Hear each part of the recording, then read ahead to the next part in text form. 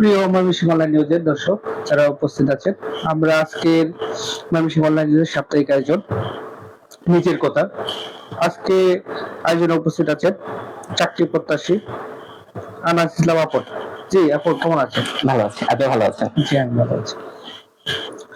আজকের আলোচ্য বিষয় হচ্ছে আমাদের যে চাকরির বয়স, যেটা 32 প্রজ্ঞাপন জারি হয়েছে। এই প্রজ্ঞাপনের বিষয়টা নিয়ে আসলে যারা চাকরি প্রত্যাশী তাদের মতো একজন আনাছিলাম আপদ, তার কাছে আমরা কিছু বিষয় জানতে চাইবো, যে বিষয়টি আসলে এই যে চাকরি প্রত্যাশী যে বর্তমান যে 32 প্রজ্ঞাপনটা হয়েছে, এটা আসলে আপনাদের জন্য কতটুকু আশানুরূপ ফলাফল নিয়ে আসছে বা 32? আচ্ছা, ধন্যবাদ। প্রথমে ধন্যবাদ জানাচ্ছি যারা দেখছেন ময়মনসিংহ অনলাইন নিউজের যারা পাঠক আছেন, সবাইকে শুভেচ্ছা জানাচ্ছি। আর যে বিষয়টি এসছে অবশ্যই এটা গুরুত্বপূর্ণ একটা বিষয়। আর পাশাপাশি হচ্ছে এই যে 35 বিষয়টা আসে, 32 প্রজ্ঞাপন হয়েছে। হ্যাঁ, একদিক দিয়ে হচ্ছে এটা পজিটিভ, আবার আরেক দিক দিয়ে হচ্ছে নেগেটিভ। কারণ হচ্ছে এখানে সমালোচনা এবং হচ্ছে পর্যালোচনা দুইটাই চলছে। এখন যারা এখন পর্যন্ত আন্দোলন করছে তারা কিন্তু আন্দোলন করেই যাচ্ছে। হ্যাঁ, এটা কিন্তু আন্দোলনটা কিন্তু এখনো থেমে যায়, 35টা দাবি করেছি। আবার এখানে আমার ব্যক্তিগত ভাবে আমি কিছু মতামত পোষণ করবো আজকে। তার আগে আমি আমার জায়গা থেকে বলার চেষ্টা করব। আর প্রজ্ঞাপন যেটা হয়েছে, এটাতে আমরা সাধুবাদ জানাই, কিন্তু পাশাপাশি হচ্ছে এটাতে আমরা হচ্ছে নিন্দাও জানাই। কারণ আমাদের যে বার্তাটা ছিল এটা হচ্ছে 35, আমাদের বার্তাটা ছিল। পাশাপাশি আমি ব্যক্তিগত ভাবে বলবো এখানে যেন 35টাও না রাখা হয়, এখানে যেন কোনো বয়স সীমায় না রাখা হয়। কারণ আমরা বহির্বিশ্ব করি, কিন্তু আসলে আমাদের কাজের ক্ষেত্রে আমরা বহির্বিশ্বকে কতটুকু ফলো করছি এই বিষয়টাতে আমি জানাবো। কারণ বিশ্বের অনেক দেশে কিন্তু বয়স কোনো সীমা নেই। যখন হচ্ছে কেউ তার কর্মের জন্য কোনো জায়গায় অ্যাপ্লিকেশন করে, সেক্ষেত্রে নির্দ্বিধায় অ্যাপ্লিকেশন করতে পারছে তার মেধা এবং তার হচ্ছে কর্মস্পৃহার মাধ্যমে। কিন্তু আমাদের বাংলাদেশের প্রেক্ষাপটে এই জায়গাগুলো ভিন্ন তৈরি হচ্ছে। আমরা জানি বিশ্বের 162 দেশে আসলে সরকারি আবেদনের বয়স 35, আবার বেশ কিছু দেশে বয়স সীমা নেই, কোনো বাইডিক্স নেই। এক্ষেত্রে আমরা বাংলাদেশে 32 দিয়েছে প্রজ্ঞাপন, নতুন একটা আন্দোলনের মাধ্যমে, কোটা আন্দোলনের মাধ্যমে একটা দেশের সুন্দর একটা বাংলাদেশ মানুষকে উপহার দেওয়ার জন্য আন্দোলনের মাধ্যমে সাধারণ মানুষ শুরু করে ছাত্র জনতা সকলের একটা বিপ্লবের মাধ্যমে নতুন একটা বাংলাদেশ এসছে। আর এই বাংলাদেশের এখন 32 দাবিতে আসলে বাস্তবায়ন অনেকে যারা চাকরি প্রত্যাশী ছিল, আমরা বেশ সময় দেখেছি যে যারা আন্দোলন করেছে তাদের বয়স 33, 34 এবং অনেকের আছে 35। তারা আন্দোলন সংযুক্ত ছিল এবং বিভিন্ন সময় তারা সামনে থেকে আন্দোলন করেছে। কিন্তু এই যে এখন 32 হয়েছে বা প্রজ্ঞাপন হয়েছে, এটার ক্ষেত্রে তাদের আসলে কতটুকু প্রফিট হয়েছে মনে হয় আপনার? আচ্ছা, এই বিষয়টা আসার আগে আমি আসলে প্রফিটের বিষয়টা যেমন কিছুক্ষণ আগে বলছিলাম, অনেকের জায়গাগুলো পজিটিভ, অনেকের জায়গাগুলো নেগেটিভ। অনেকে 35-এর পক্ষে, অনেকে 35-এর পক্ষে না, অনেকে 32-এর পক্ষে, অনেকে 32-এর পক্ষে না। এখন এখানে কিছু মানুষের অনেকেই ভাবছে, যেমন হচ্ছে যারা গত ট্রাম্পে যারা হচ্ছে বিভিন্ন সময় প্যান্ডেমিক সিচুয়েশনে পড়েছিল, তাদের কিন্তু 3 বছর লস হয়েছে। এই বিষয়টা আসার আগে আমি একটু দৃষ্টি আকর্ষণ করতে চাচ্ছি আমাদের শিক্ষা ব্যবস্থাটার উপরে। আসলে কিছুক্ষণ আগে যেটা বলছিলাম যে এই 35টাই কেন বা 32টাই কেন থাকবে, বা এটার মধ্যে পার্থক্যটা কেন তৈরি হলো। এখন যারা 35 নিয়ে আন্দোলন করছে বা আমরা যারা আন্দোলন করছি, তার দিক থেকে বেশিরভাগ জনসংখ্যা যদি আপনি ধরেন, দেখবেন যে হচ্ছে যারা 3 বছরের সেশন জটে পড়েছে বা এই 3 বছরের প্যান্ডেমিক যে সিচুয়েশনটা, এই সিচুয়েশনের মধ্যে কিন্তু অনেকেই পড়েছে এবং সেই সংখ্যাটাই বেশি, এবং আন্দোলনের দিক থেকে দেখবেন যে তাদের সংখ্যাটা বেশি। এখন যারা 35-এর জায়গাতে আছে তারা কিন্তু এটাতে পজিটিভ। এখন আসে নেগেটিভ কারা বলছে। আপনি দেখবেন অনেকেই এখানে প্রশ্ন তুলছে যে হ্যাঁ, আপনাদের বয়স শেষ হয়ে গেছে বা বয়সের জায়গাটা শেষ, এখন কেন আপনারা এটা নিয়ে আন্দোলন করছেন, আগে কেন করেননি? হ্যাঁ, 12 বছর যাবত এটা নিয়ে আন্দোলন হচ্ছে, ঠিক আছে, কিন্তু এখন কেন, আগে কেন করেননি? এই জায়গাগুলো এসছে। আর তার মানে হচ্ছে পজিটিভলি দেখছে এক ধরনের মানুষ, নেগেটিভলি দেখছে কারা, যারা হচ্ছে সদ্য চাকরি আবেদন করছে। তারা ভাবছে যে তারা যদি এই জায়গাগুলোতে দখল করে নেয়, তাহলে তো আমাদের জায়গাগুলো থাকবে না, বা আমরা হয়তো আবেদন করতে পারবো না, বা আমাদের জায়গাগুলো হয়তো ফিল আপ হয়ে থাকবে। আচ্ছা, এখানে এই বিষয়গুলো অবশ্যই জটিল হয়ে আসে। এখন আরেকটা জায়গা হচ্ছে অনেকেই ভুল ধারণা করছে যে এই যে 35 জায়গাটা যদি আসে, 35 জায়গাটা যদি দেওয়া হয় তাহলে জায়গাগুলো ফিল আপ হয়ে যাবে। হ্যাঁ, বাংলাদেশের বেকারত্বের সংখ্যাটা বেশি, অবশ্যই বেশি। এই ক্ষেত্রে সরকারকে অবশ্যই দৃষ্টিগোচর করা উচিত। এখন যারা 35-এর কোটাতে দাঁড়িয়ে বিভিন্ন জায়গায় আন্দোলন করছে এবং 32-এর জায়গায় যেটা প্রজ্ঞাপন হলো, এই জায়গাতে দ্বিধাদ্বন্দ্বের মানুষ অনেকে পড়েছে। কিরকম দ্বিধাদ্বন্দ্ব? এই যে জায়গাটা যেটা বললাম যে অনেকে ভাবছে জায়গাগুলো ফিল আপ হয়ে যাবে। এখন 35-এর যারা কোটাতে যারা আন্দোলন করছে ওরা বলছে যে না, এটা আমাদের ভবিষ্যৎ প্রজন্মের জন্য জায়গাগুলো আরো সহজ হবে। হ্যাঁ, আমি এতে একমত, এবং তাদের যে যুক্তিটা এবং আমাদের যে যুক্তিটা, অবশ্যই আমরা ন্যায্য যুক্তি এবং বাস্তব ভিত্তিক মানে যুক্তি নিয়ে বা দাবি নিয়ে দাঁড়িয়েছি। এখন এখানে অনেকে পজিটিভলি দেখতেও পারে, অনেকে নেগেটিভ দেখতে পারে, কিন্তু আমাদের লক্ষ্যটা হচ্ছে যে না, একটা সুস্থ ধারা তৈরি হোক এবং বহির্বিশ্ব যেটা করছে আমরা যেন বহির্বিশ্বের সাথে তাল মিলিয়ে আসলে চলতে পারি। এই বিষয়টা ছিল। আরেকটি বিষয় আমরা লক্ষ্য করেছি বিভিন্ন সময় বিভিন্ন চাকরি অ্যাপ্লিকেশনের ক্ষেত্রে, একটা ব্যক্তি একটা চাকরি হওয়ার পর দ্বিতীয় আরেকটা ভালো চাকরির জন্য সে অ্যাপ্লিকেশন করছে, এবং পাশাপাশি এটার ক্ষেত্রে অনেক সময় কোটাটা মানে ফিল আপ হয়ে যাচ্ছে বা চাকরির অ্যাপ্লিকেন্ট বাড়ছে। এটার ক্ষেত্রে আপনাদের কি চিন্তা ভাবনা থাকে, বা এটার জন্য আপনাদের নতুন চাকরি প্রত্যাশী যারা আছে তাদের সমস্যা হয় কিনা? আচ্ছা, এইখানে এই যে এই বিষয়টা আবার চলে আসে যে যারা ওইভাবে দেখছে যে আমার যারা চাকরি আবেদন নিয়ে আন্দোলন করছে বা চাকরি প্রত্যাশিত আন্দোলন করছে, তারা যদি চাকরিগুলো পেয়ে যায়, হ্যাঁ, পরবর্তীতে যারা আসছে তারা যদি না পায়, তাহলে এখানে হচ্ছে মেধার একটা জায়গাতে একটু দ্বিধাদ্বন্দ্ব চলে আসতেছে। এখন আমার ব্যক্তিগতভাবে আমি এটা বলবো যে না, এখানে দ্বিধাদ্বন্দ্বের কোনো কিছু নেই। কারণ হচ্ছে আমরা যারা চাকরি প্রত্যাশী এবং চাকরির জন্য যারা আমরা স্ট্রাগল করছি, অবশ্যই আমরা আমাদের জায়গাগুলো সুন্দর করে তৈরি করছি, আমাদের মেধা এবং মনন দিয়ে আমরা এই জায়গাগুলো দখল করতে যাচ্ছি। আর শিক্ষার বিষয় মানে শিক্ষা ব্যবস্থার বিষয়টা, হ্যাঁ, এখানে কিছু দুঃখের, কিছু কষ্টের আমাদের জায়গাগুলো আছে। কারণ কেন দেখেন, আমি শিক্ষা ব্যবস্থাটা নিয়ে একটু বলি। বাস্তবতা যেটা, আপনার হচ্ছে 15-16 বছর পড়াশোনা করার পরে আমাদের পরিবার থেকে কিন্তু আমরা এই জায়গাগুলো পরিবার কিন্তু আমাদের মেনটেন করে আসছে বা বহন করে আসতেছে প্রায় 15-16 বছর পর্যন্ত। আর কিছু কিছু জায়গাগুলোতে এখন যারা আন্দোলন করছে তাদের মূল বিষয় হচ্ছে আমাদের বিভিন্ন জায়গায় সেশন জট হচ্ছে, এবং করোনা প্যান্ডেমিকে 3 বছর আমরা ক্ষতিগ্রস্ত। এখানে কিন্তু আমরা কোনো ফিডব্যাক পাইনি। আমাদের ফেসিস সরকার কিন্তু এই জায়গাতে আমাদের কোনো মূল্যায়নের জায়গা রাখেনি। এই জায়গাতে দাঁড়িয়ে আমরা হয়তো বিষয়টা জোরালো ভাবে বলছি, কিন্তু বাস্তবতা হচ্ছে যে আমরা যারা কাজ করছি বা আমরা যারা হচ্ছে এটা নিয়ে আন্দোলন করছি, অবশ্যই আমরা ভুক্তভোগী, সেশন জটের ভুক্তভোগী। এবং শিক্ষা ব্যবস্থার বিষয়টা আমি আরেকবার নিয়ে আসি। দেখুন, 15 বছর যে ছেলেটা বা যে মেয়েটা বা আমরা যারা আছি, বাবা মার কাছ থেকে টাকা নিয়ে কিন্তু আমাদের পড়াশোনার জায়গাটা তৈরি করছি। এখন বাস্তবতা দেখুন, আমরা যখন চাকরি আবেদন করি তখন কিন্তু এই বাবা মার দ্বারস্থ হতেই হচ্ছে। চাকরির জন্য যে 500 টাকা বা 300 টাকা সেটা কিন্তু আমাদের বাবা মার কাছ থেকে আনতে হচ্ছে। এটা আমাদের সবচেয়ে বড় দুঃখের জায়গা। তার মধ্যে আমাদের বেকারত্ব সমস্যা। কারণ আমরা যারা আন্দোলন করছি, আমরা এই জায়গাগুলো মানে দেখানোর চেষ্টা করছি যে আপনারা চাকরির জায়গাগুলো সহজ করুন আরো, এবং হচ্ছে আমাদের যে মেধাটা আছে, মেধাগুলো আমরা সঠিক জায়গায় যেন নিতে পারি, সেই জায়গাগুলো আপনারা দৃষ্টিগোচর হন। আপনি বিভিন্ন সরকারি দপ্তরগুলোতে দেখবেন হচ্ছে লোকবলের অভাবে কিন্তু কাজ হচ্ছে না, কাজ পেন্ডিং থাকছে, কিন্তু আমরা কেন চাকরি পাচ্ছি না তাহলে? এই প্রশ্নগুলো কিন্তু বারবার চলে আসে। এখন এই প্রশ্নগুলো আমরা করার চেষ্টা করছি, কিন্তু সরকার হয়তো বা পূর্বের যিনি ফেসিস সরকার আছে ওনার পর্যন্ত আমরা দিতে পারেন। তো বর্তমানে যিনি উপদেষ্টা আছেন ডক্টর ইউনূস, ওনার দৃষ্টিগোচর করার চেষ্টা করছি, দেখে উনি কতটুকু করতে পারে। সেই জায়গাতে উনি 32 করেছে, কিন্তু আমাদের দাবিটা আমরা এই জায়গাতে, আমি ব্যক্তিগতভাবে, আমাদের যারা সিনিয়র যারা আছেন তারা দাবি করছেন 35, কিন্তু আমি ব্যক্তিগতভাবে এটা দাবি করছি যে এখানে কোনো বয়স সীমা যেন না থাকে। যারা এখানে আমরা চাকরি প্রত্যাশী আছি, আমরা আমাদের মেধা, আমরা আমাদের পরিশ্রম দিয়ে যেন এই জায়গাগুলো আমরা দখল করতে পারি।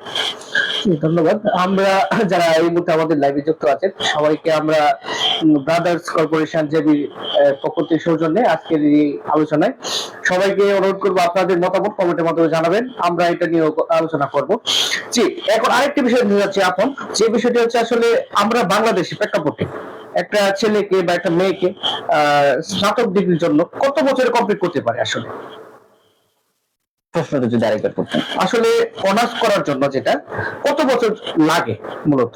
আচ্ছা, বাস্তবতা তো আছে 4 বছর। কিন্তু আরো কঠিন বাস্তবতা হচ্ছে আমরা দেখা যাচ্ছে এই যে সেশন জটের কথাটা কিন্তু বারবার চলে আসছে জায়গাগুলোতে। বাস্তবে পাবলিক বিশ্ববিদ্যালয়ের দিকে যদি আপনি তাকান, অবশ্যই 6-এর নিচে হয় না। অনেক জায়গাতে 6 বছর লেগে যায়, আবার অনেকেই শুনে যে 7 বছর লেগে যায়। আর জাতীয় বিশ্ববিদ্যালয়ের কথা আমি যত কম বলবো তাদের দিক থেকে হয়তো ভালো। কারণ এমনও অনেক আমি শুনেছি যে জাতীয় বিশ্ববিদ্যালয়ে যারা অনার্স মাস্টার্স করছে তারা কম করে হলে 7-8 বছর। বাস্তবতাটা যারা করছে তারাই জানে। কিন্তু আমাদের দৃষ্টিতে আমরা এটাই দেখছি যে এই সেশন জট, এই বিভিন্ন ধরনের পরীক্ষার ঝামেলা, এগুলোর কারণে কিন্তু একটা ছেলে অনার্স মাস্টার শেষ করতে কিন্তু প্রায় অনেক বছর লেগে যায়। টোটালি কত বছর পর্যন্ত লাগে? আপনি এখানে যদি 10 বছর হিসেবে চিন্তা করেন, ওইখানে আমি টোটালি যদি আমি এসএসসি এইচএসসি পর্যন্ত দেখি 10 বছর, আর এদিক দিয়ে অনার্স মাস্টার্স পর্যন্ত কম করে হলে 7-8 বছর, তার মানে 17 বছর। টোটালি একটা অ্যাপ্লিকেটর তখন বয়সটা কত থাকে? আচ্ছা, সেই ক্ষেত্রে আমি যদি আমার নিজেরটা বলি তাহলে হচ্ছে 25-এ গিয়ে হচ্ছে কমপ্লিট হয় অনেকের, আবার অনেকে হচ্ছে 26 বা 27 পর্যন্ত চলে যায়। সেই ক্ষেত্রে আমরা ওই পড়াশোনা শেষ করে চাকরির জন্য কিন্তু আমরা কম করে হলো ন্যূনতম যদি আমি ধরি হয়তো বা 2 বছর বা 3 বছর সময়টা পাই। সেক্ষেত্রে আবার চাকরির একটা প্রিপারেশন থাকে। সেই জায়গাগুলোতে আমরা শেষে গিয়ে ওই 2-1 বছরের জন্য আটকে যাই। এই জন্য আমাদের 35-এর দাবিটা আমাদের ছিল। আরেকটা হিসাবে বাংলাদেশের প্রেক্ষাপটে যে বিষয়টি লক্ষ্য করি, আসলে চাকরির ক্ষেত্রে আপনার অ্যাপ্লিকেশন করলে বাইরে পর্যন্ত যেতে যেতে আপনার 2 বছর চলে যায়, বা পরবর্তী পরীক্ষা হতে হতে প্রায় 1 বছর 1.5 বছর চলে যায়। এই ক্ষেত্রে আসলে আমরা অনেক সময় আপনার দেখি বিভিন্ন অ্যাপ্লিকেন্ট খুব হতাশার মধ্যে থাকে, বা যখন একটা ছেলে অনার্স কমপ্লিট করে বা চাকরির জন্য অ্যাপ্লিকেশন করে, তখন কিন্তু তার ফ্যামিলি থেকে ফান্ডিং থাকে না, বা ফ্যামিলির কাছে সে একটা বোঝা হয়ে যায়, অবশ্যই। আর পাশাপাশি সমাজের কাছে একটা বোঝা হয়ে যায়। এই ক্ষেত্রে আসলে আপনাদের মনোবলটা শক্তিশালী হয় কোথায় থেকে? আচ্ছা, মনোবলের আগে আসি, দেখি মনোবল ভাঙার চেষ্টা করি। বর্তমানে আপনি যেদিকে তাকান হতাশাগ্রস্তের সংখ্যা বেশি এবং সুইসাইড অ্যাটেম্পের সংখ্যাটা কিন্তু বেড়ে গিয়েছে। আমরা হয়তো সবকিছু গণমাধ্যমে দেখতে পাই না, এটা আপনি যদি একটু সার্চিং করেন দেখবেন যে বাংলাদেশ সহ বিশ্বের বিভিন্ন দেশে এই সুইসাইডের যে কেসটা এটা সবচেয়ে বেড়ে গিয়েছে, সবচেয়ে বেশি বেড়ে গিয়েছে। অবশ্যই এই জায়গাতে শিক্ষা ব্যবস্থার একটা দোষারোপ করবো আমি, বেকারত্বের একটা দোষারোপ অবশ্যই করতে হবে, কারণ এটা আমাদের সেই পূর্ব প্রজন্ম থেকে চলে এসেছে বেকারত্বের এটা। আর সবচেয়ে বড় কথা হচ্ছে হতাশার জায়গাগুলো তো অবশ্যই থাকবে, আর আমাদের মনোবলের জায়গাটা আমরা ওই জায়গাতে চেষ্টা করি। হ্যাঁ, আমরা যদি চাকরি আমাদের পড়াশোনা করেছি চাকরি হলে হবে, না হলে আমি আমার জায়গা থেকে যতটুকু করার চেষ্টা শেষ পর্যন্ত একটা বর্তমানে যেটা হচ্ছে পড়াশোনা করে কেউ চাকরি যদি না পায় সেটা কি করছে, কোনো ব্যবসার জন্য ট্রাই করছে বা ব্যবসা বাণিজ্য করছে, অথবা না হলে বিভিন্ন প্রাইভেট সেক্টর গুলোতে বা মার্কেটিং সেক্টর গুলোতে তারা কাজ করছে। হয়তো বা সামান্য পরিমাণ যে তার যে মেধাটা বা তার যে সক্ষমতাটা সেটা হয়তো সে মানে ওই জায়গাতে সম্পূর্ণ করতে পারছে না। সেই জায়গাতে দেখা যাচ্ছে যে ওই দিন শেষে সেই হতাশার জায়গাতেই পড়ে আছে সবাই। যদি তা না হতো বাংলাদেশ কিন্তু ডেভেলপমেন্ট হতো। বাংলাদেশ ডেভেলপ হয়েছে কোন দিক থেকে, হয়তো বা আপনার ওই বিভিন্ন যারা শিল্পপতি হয়েছে বা শিল্পপতি তাদের দিক থেকে, বা যারা মধ্যবিত্ত, আমি মধ্যবিত্ত বিষয়টা নিয়ে আসি কারণ আমি একজন মধ্যবিত্ত পরিবারের সন্তান, সেই জায়গাতে আমরা হয়তো বা কারো কাছে চাইতেও পারি না বা কারো কাছে বলতেও পারি না। ওই জায়গাতে ওই যে দিন শেষে হতাশার জায়গাতে এসে সুইসাইডের জায়গাগুলো বেছে নেয়। আর আমরা মনোবলটা ভাবে তৈরি করি যে সরকারি চাকরি পেলাম, না পেলে যদি আমি কিছু নিজে উদ্যোক্তা হতে পারি হওয়ার চেষ্টা করবো, নয়তো বেসরকারি যে জায়গাগুলো আছে সেই সম্পর্কে এই বেসরকারি জায়গাগুলোতে আমরা চেষ্টা করি। অনেক সময় হয়, অনেক সময় হয় না। এই জায়গাগুলোতে মানুষের জীবন বা আমরা যারা তরুণ আছি হয়তো আমাদের জীবনগুলো বেড়ে যাচ্ছে, এবং বিশেষ করে 35-এ যারা আছে সবাই দেখবেন এই জায়গাতে এসে একটা খুঁটি গড়ে বসেছে। আসলে আরেকটা জিনিস জানতে চাইবো, আপনাদের যে আন্দোলনের সময়গুলা, যেটা হচ্ছে আপনার 35-এর দাবিতে আন্দোলনগুলো করতে গিয়ে আপনার সরকারের পক্ষ থেকে কোনো বাধা বিপত্তি ফেস করতে হয়েছে কিনা? আসলে এটা তো অবশ্যই ফেস করতে হয়েছে। তা যদি না হতো আমাদের গণমাধ্যমে আপনারা দেখছেন বা আপনি গণমাধ্যম গুলোতে আমরা দেখতে পাচ্ছি যে পুলিশের লাঠিচার্জ হচ্ছে বিভিন্ন জায়গাতে, আমাদের অনেক ভাই বোন হচ্ছে আহত হয়েছে। বা আমি যদি এই বিপ্লবের কথাটা নিয়ে আসি, সেই জায়গাতে আবু সাঈদের যে মৃত্যুটা, আপনি যদি একটু অন্যভাবে চিন্তা করেন, তিনি কিন্তু আপনি হচ্ছে একজন অ্যাপ্লিকেট এবং তিনি কিন্তু সেই কোঠা চাকরি প্রত্যাশী। আচ্ছা, এখন আমরা অনেক সময় তার পরিবারের মাধ্যম হয়ে বা অন্য মাধ্যম হতে আমরা হয়তো এইভাবে পেয়েছি তাদের কাছ থেকে বা তাদের নিকটবর্তী কাছ থেকে বা আবু সাইদের নিকটবর্তী যারা আছে, সে কিন্তু বিভিন্ন জায়গায় চাকরির জন্য বা বিভিন্ন জায়গায় কিন্তু করেছে, অ্যাপ্লাই করেছে, এবং বিভিন্ন জায়গায় কিন্তু তার হতাশার কিছু গল্প আছে। মানে এই মুহূর্তে হয়তো আমার বিষয়গুলো মনে পড়ছে না, কিন্তু তার হতাশার জায়গাগুলো কিন্তু ছিল।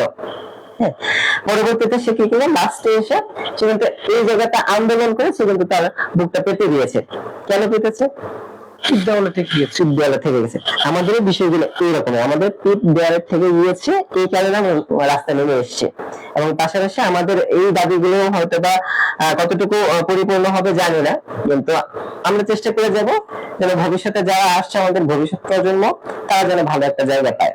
আমাদের জায়গাগুলো আমরা আমাদের মেধা মনন দিয়ে চেষ্টা করে যাব। কারণ এটা বিশ্বাস করি আমরা যে মেধা থাকলে অবশ্যই কোনো না কোনো জায়গায় ভালো কিছু করা যায়, যদি তার ইচ্ছা শক্তিটা থাকে।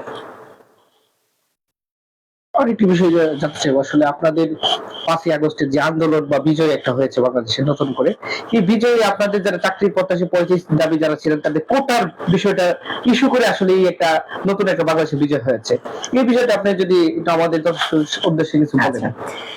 এই বিজয়টা শুধুমাত্র ছাত্রদেরই না, ছাত্র জনতাও কিন্তু এখানে যুক্ত হয়েছে। হ্যাঁ, ফ্যাসিস্ট সরকারের কথা সবাই বলে।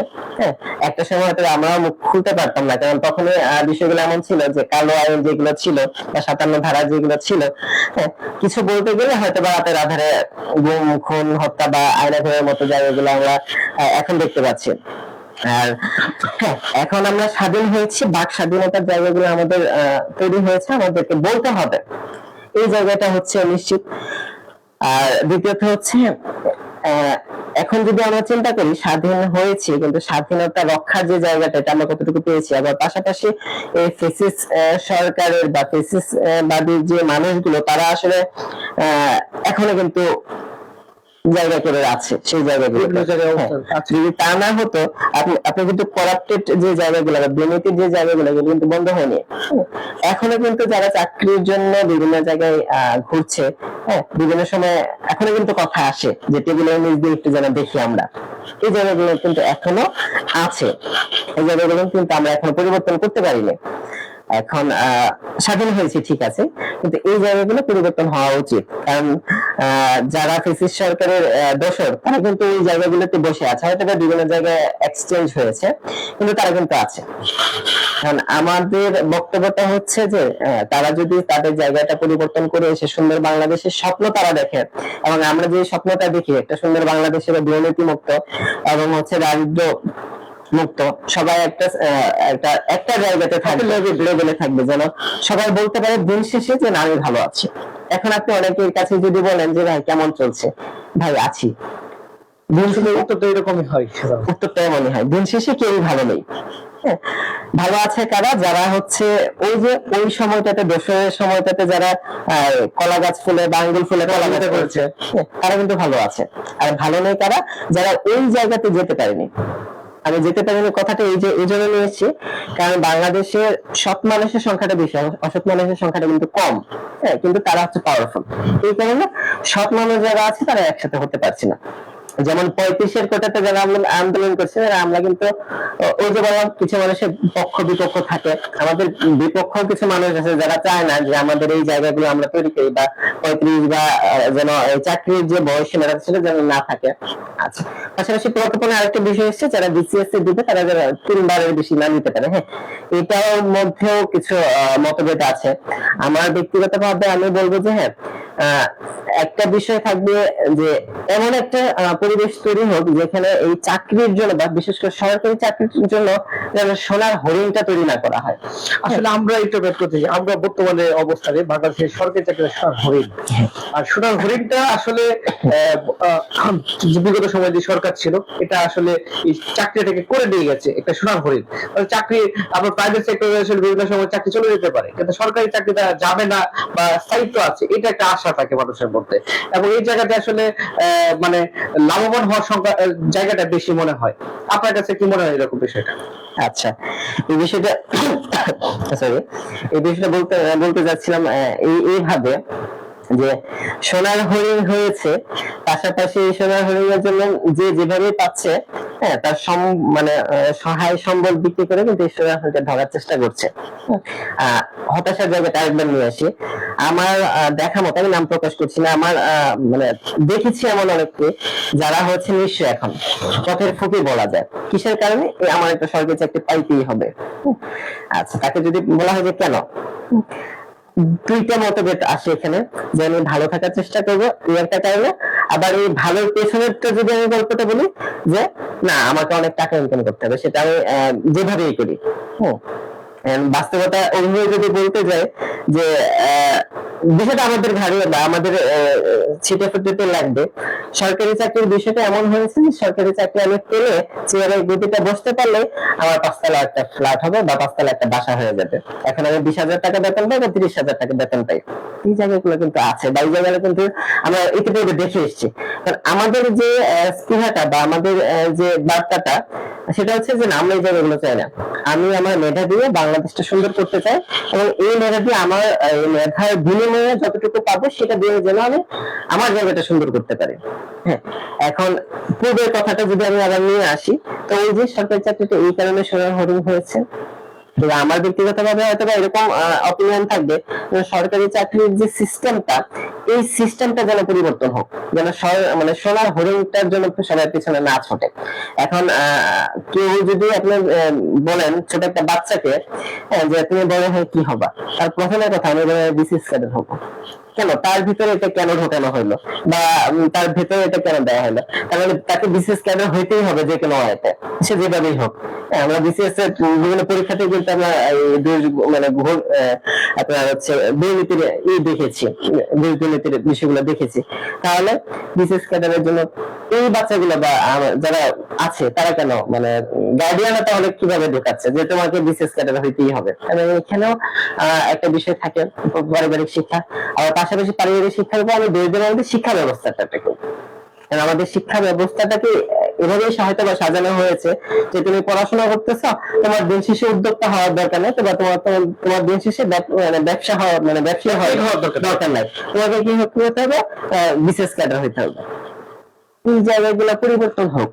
আমার ব্যক্তিগতভাবে অপিনিয়ন থেকে এই জায়গাগুলো যেন আমার পরিবর্তনের জন্য চিন্তা করে, এবং নতুন প্রজন্ম যারা আছে তারা যেন স্বনির্ভর হোক, এবং নিজের জায়গাতে নিজে একটা যেন এই যে হবে যে নিজের রাজ্যে নিজে রাজা, যেন আমি অন্য কারো পূজারি না হই। আরেকটি বিষয় আমরা লক্ষ্য করছি, বিভিন্ন সময় মেধার যে বিষয়টা আসতেছে, আসলে মেধা বাংলাদেশে কি আমরা মেধা মেধা পাচ্ছি, মেধাবী পাচ্ছি, নাকি মেধা শূন্য পাচ্ছি? আমরা বিভিন্ন সময় ভর্তি পরীক্ষার ক্ষেত্রে লক্ষ্য করেছি ফাঁসির সংখ্যাটা কম বা স্কোরিং এর সংখ্যাটা কম। আবার বিভিন্ন বিশ্ববিদ্যালয়ে যে সিজিপি এর বিষয়টা থাকে এটা কম। পাশাপাশি চাকরির ক্ষেত্রে বিভিন্ন পরীক্ষাতে যে ফেলের সংখ্যাটা বেশি থাকে, যেটা ফার্স্ট মার্কটাকে এটা তুলতে পারে না। এটার ক্ষেত্রে আপনি কি বলবেন? আসলে মেধা শূন্য বাংলাদেশ হচ্ছে না মেধাবী বাংলাদেশ হচ্ছে? একদিক থেকে মেধা শূন্য, একদিকে মেধাবী। আচ্ছা, মেধাশূন্যতা বলি, বাস্তবতাটা দেখেন। আপনি যদি কোনো সরকারি কোনো প্রতিষ্ঠানে বা দপ্তরে যান, সেখানে গিয়ে যদি কম্পিউটার অপারেটর যিনি আছে তাকে যদি আপনি এমএস ওয়ার্ডে কোনো কিছু লিখতে দেন, তার হাত কাটবে। কিন্তু সে কিন্তু এটার জন্য পোস্টেড কম্পিউটার অপারেটর হিসেবে, সে কিন্তু এখানে জস্ট হচ্ছে। কিন্তু বাস্তবিক তার হাতে কলমে দেখেন, সে কিন্তু কম্পিউটারের কটাও জানে না। তাহলে সে ওই জায়গাতে কেন, মানে ওই জায়গাতে সে পোস্টেড হলো কিভাবে? অবশ্যই এই যে দুর্নীতি জায়গাতে সে একটা পোস্ট পেয়েছে। আচ্ছা, এখন আপনার যেটা প্রশ্ন ছিল মেধা শূন্য কিনা বা মেধা কিনা, হ্যাঁ, মেধাবীরা মেধার যে জায়গাটা সেই জায়গাতে যেতে পারছে না, কারণে মেধা শূন্য জাতি হচ্ছে। কারণ দেখেন, আপনি যারা কম্পিউটার সায়েন্স নিয়ে পড়াশোনা করছে, বা আমি আরো সহজ করে দিচ্ছি, আমাদের যদি কোনো স্কুল টিচার বা কাউকে যদি আপনি জিজ্ঞেস করেন যে স্যার আপনার পড়াশোনা করেছেন, আপনার ছোটবেলায় কি ইচ্ছা ছিল, আপনি যে টিচার হয়েছেন আপনার ইচ্ছা কি ছিল, সে এক শব্দে বলবে যে আমার টিচার হওয়ার কোনো ইচ্ছা ছিল না, আমার এটা হওয়ার ইচ্ছা ছিল, ওটা হওয়ার পারি নাই, তো টিচার হয়েছে, পারি না হয়েছি। কেন? আমি এই জায়গা থেকে বহির্বিশ্বের জায়গাগুলো নিয়ে আসি, কারণ আমরা তো বিভিন্ন সময় বহির্বিশ্বের কথাটা বলি, আমাদের অনেকে বিজ্ঞ বুদ্ধিজীবী যারা আছে, বিজ্ঞই বলি একটু, যে তাদের গায়ে একটু লাগে, তারা বিভিন্ন সময় বাইরের কথাগুলো নিয়ে আসে। এখন বাইরের কারিকুলাম কি আমরা ফলো করছি?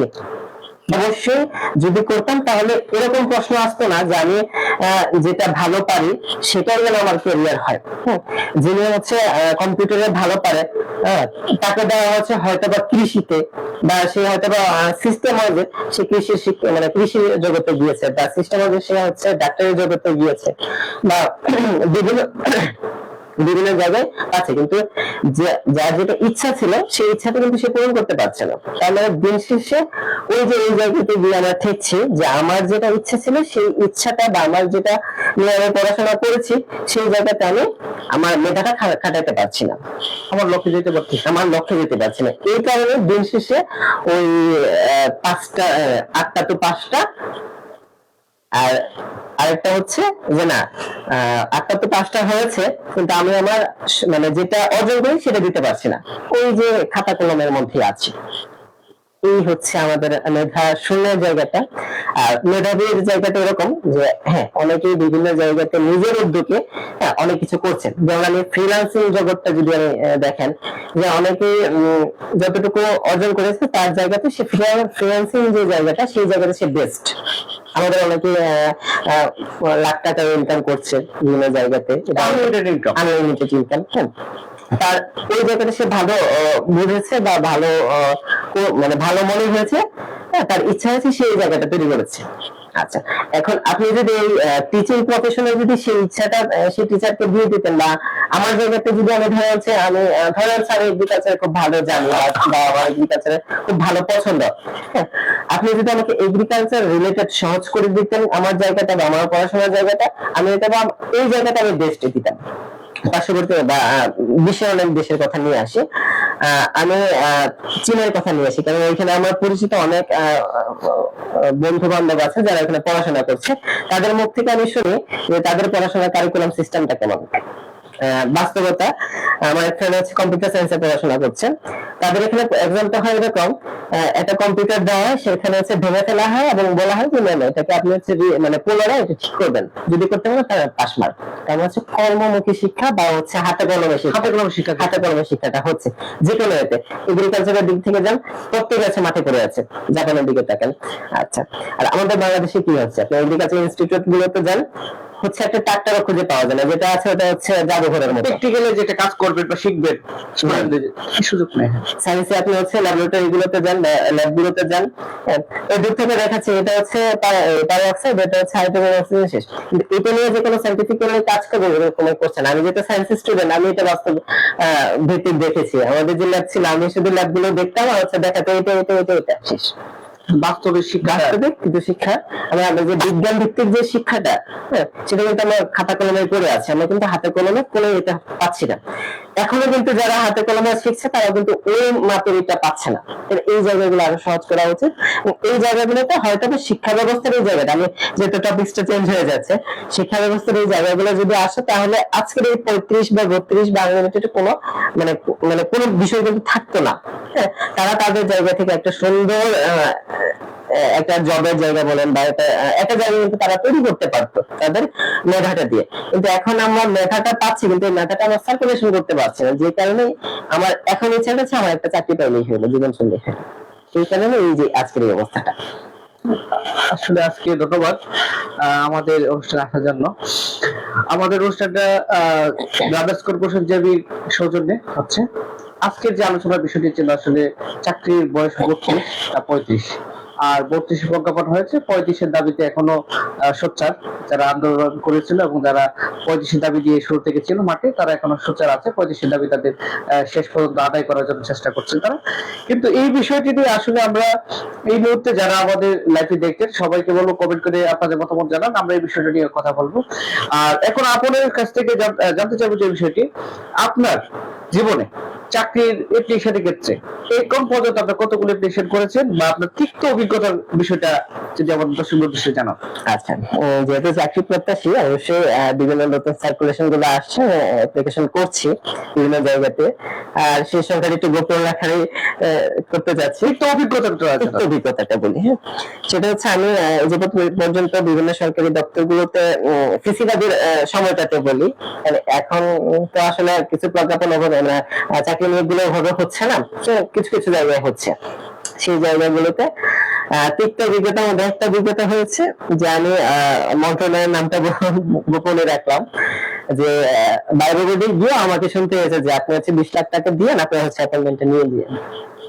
এটা হচ্ছে আমার মানে কষ্টের একটা তিক্ত অভিজ্ঞতা।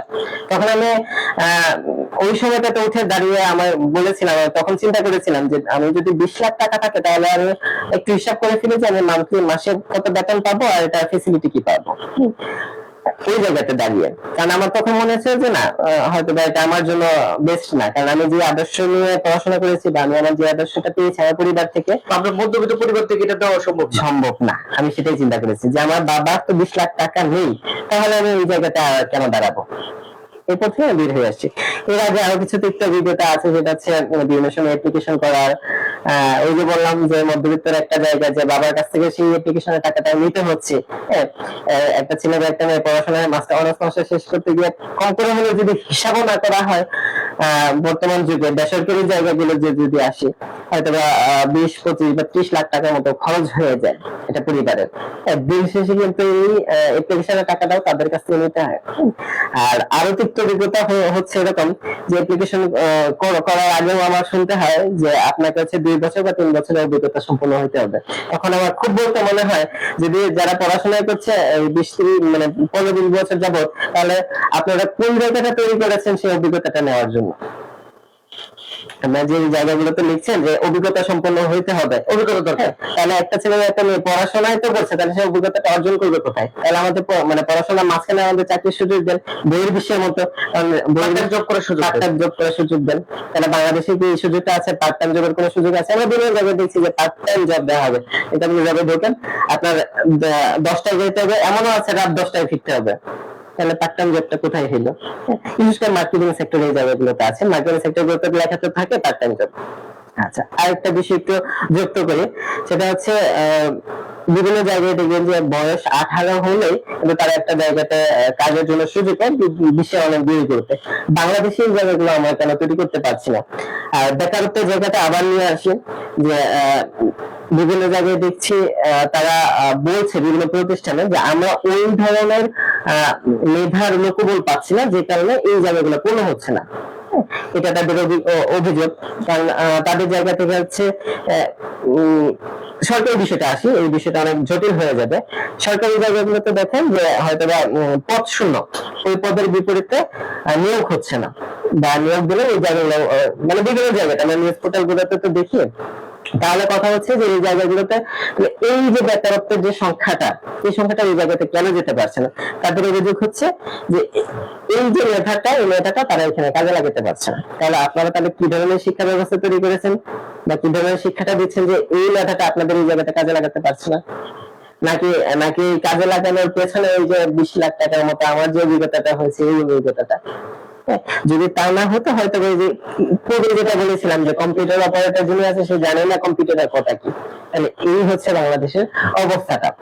আমরা এই পরিবর্তনটা চাই, পাশাপাশি পরিবর্তনটা চাই শিক্ষা ব্যবস্থা, যেন এই ধরনের শিক্ষা ব্যবস্থাটা করা হয়, চাকরির পিছনে যেন মানুষ ওইভাবে না ছোটে, কর্মমুখী শিক্ষাটা হয়।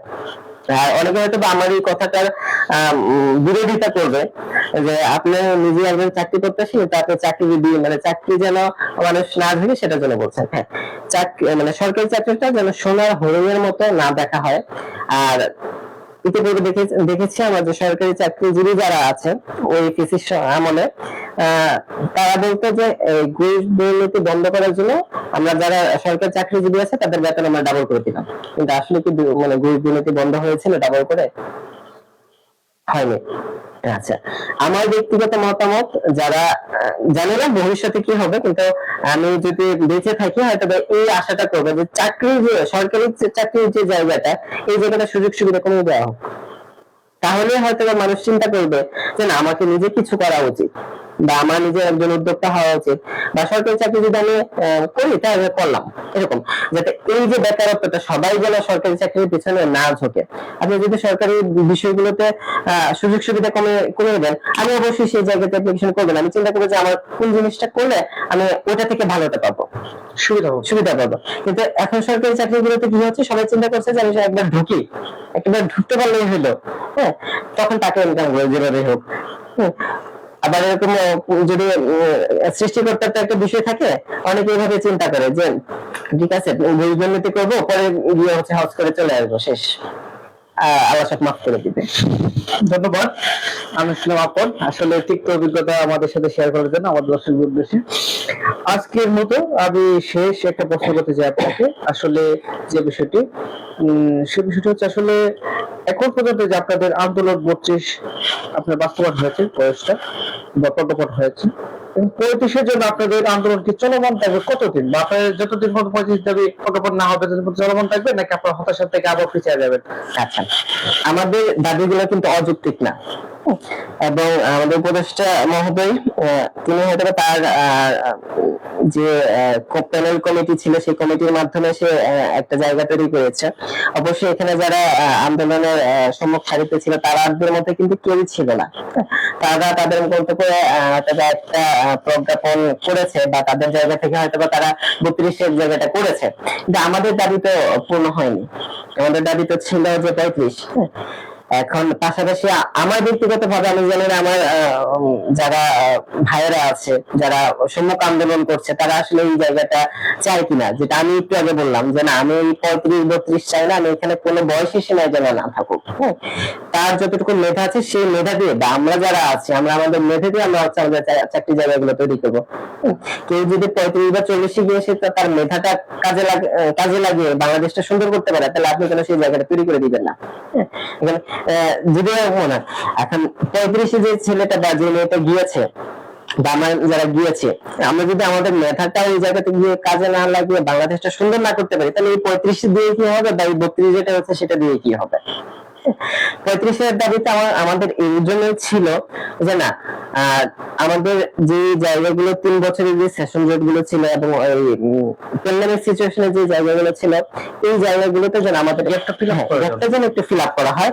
পাশাপাশি যদি এটা কোনো সময় বৃদ্ধি করা হয় তাহলে হলো, আর যদি না করা হয় যে যেমন হচ্ছে 3বার মনে বা 4বার বোধহয় এটা পরিবর্তন হয়েছিল, 27 ছিল, 30 হয়েছিল, হ্যাঁ এখন টোটাল আমাদের 71 সালে 25 ছিল, পরবর্তী 27, পরবর্তী 30। এই যে জায়গাগুলো মাঝখানে কিন্তু হয়নি, মাঝখানে অনেক ডিস্টেন্স, অনেক আশ্বাস পেয়েছিল আমাদের ভাইয়েরা, অনেকে হচ্ছে জীবনে অনেকে মারাও গিয়েছে। আচ্ছা, এখন 35-এর জায়গাটা আমাদের দাবিটা অযৌক্তিক না, অবশ্যই যারা প্যানেলে ছিল তারা অবশ্যই বলেছে যে আপনাদের দাবিটা যৌক্তিক, কিন্তু 32টা করা হচ্ছে কেন? তাদের বিভিন্ন পর্যবেক্ষণ থেকে 32 করেছে, কিন্তু এখানে যারা সম্মুখ সারিতে ছিল তাদের মতামত ছাড়া কিন্তু করা হয়েছে, তাদের মতামত নেওয়া হয়নি। এই কারণে কিন্তু এখনো আমরা মাঠে। আচ্ছা, পাশাপাশি 35-এর জায়গাটা আমরা চাইবো যে 35 করা হোক, তারা যেন আরেকবার বিষয়টা নিয়ে বিবেচনা করুক, এবং হচ্ছে এই জায়গাগুলো যেন আরেকটু সহজ করা হোক। আর আরেকটা জায়গা হচ্ছে আমার ব্যক্তিগতভাবে যে অপিনিয়ন গুলো আমি দিলাম যে 35-32 বুঝি না, একটা সীমারেখা পর্যন্ত, কোন সীমারেখা পর্যন্ত যেন না রাখা হয়, যে 40-এ আছে বা যে 50-এ আছে তার যদি সক্ষমতা থাকে, সে যদি মনে করে যে আমি বাংলাদেশে করতে পারবো, আমার দেখা হবে, সে যেন সুযোগ পায়। আর যদি সে মনে করে যে না এখানে আমি ঢুকতে পারলেই হইলো, এই সুযোগ সুবিধা যেন তুলে নেওয়া হয়, বন্ধ করা হয়। হ্যাঁ, আমরা যারা আছি আমরা সবাই যে বাংলাদেশটাকে ভালোবাসি বা সবাই যে ওইভাবে চিন্তা করি যে আমি বাংলাদেশটা সুন্দর করার জন্য 35 জনের দাবিতে মাঠে নেমেছি, তাও নয় কিন্তু। হ্যাঁ, আমার কথা থেকে রাগ করবেন না, কারণ হচ্ছে এখানে অনেকেই ব্যক্তি সুবিধা নেওয়ার জন্য চিন্তা করছে যে না আমার তো 1 বছরের সময় আছে, ঠিক আছে এই আন্দোলনে নামি, অনেকে মনে করছে যে আমার হয়তো কিছু মাস সময় আছে, আন্দোলনটা একটু করে দিই যদি আমার একটা সুযোগ হয়ে যায়। অনেকে এই চিন্তাটা ঠিক আছে, কিন্তু আপনাকে চিন্তা করতে হবে যে না ওই সুযোগটার জন্য না, বা সরকারি চাকরিতে একটা নিশ্চিত জীবন, সেই জীবনটার জন্য আপনি 35-এর জন্য আন্দোলন করবেন বা 32-এর জন্য আন্দোলন করেছেন, এটার জন্য না।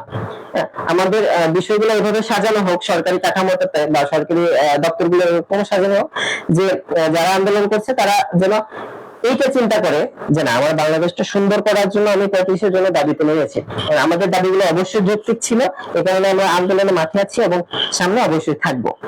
এই হচ্ছে বিষয়টা। ধন্যবাদ। আমাদের আজকের অনুষ্ঠানে বাংলাদেশ অনলাইন নিউজের নিয়মিত আয়োজক নিজের কথা, আজকে আপনি আমাদেরকে সময় দেওয়ার জন্য ধন্যবাদ জানাই। আর আমরা প্রত্যাশা করি আপনার যে চাকরির প্রত্যাশা বা যোগ্যতা, আপনি ভালো একটা জায়গায় যাবেন বা আপনার মতো সবাই সবার জায়গায় লক্ষ্যে পৌঁছাবে, এটা আমরা প্রত্যাশা করি।